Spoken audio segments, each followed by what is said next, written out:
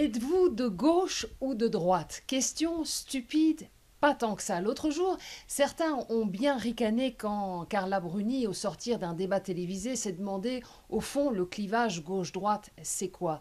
Mais il y a de quoi perdre son latin quand dans les clips officiels de campagne des candidats, on entend ceci.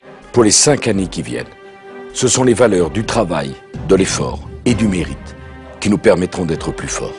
L'enjeu de cette campagne, c'est la France. Une France du travail, du mérite, de l'effort. Et il n'y a pas que ça.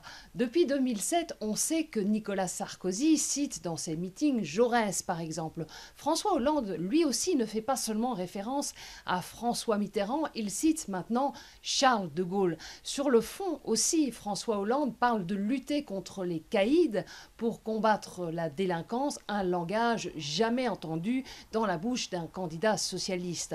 Et Nicolas Sarkozy, lui, fait référence à Jean-Luc Mélenchon en disant qu'il a du talent et se présente en président du peuple. Avouez qu'il y a de quoi y perdre sa boussole. Une boussole, justement, c'est ce qui va peut-être vous sauver ou vous permettre en tout cas de vous déterminer, permettre de savoir si vous êtes de gauche ou de droite. C'est pas un gadget, c'est un outil très sérieux mis au point par le non moins sérieux Centre d'études de la vie politique française, le CEVIPOF.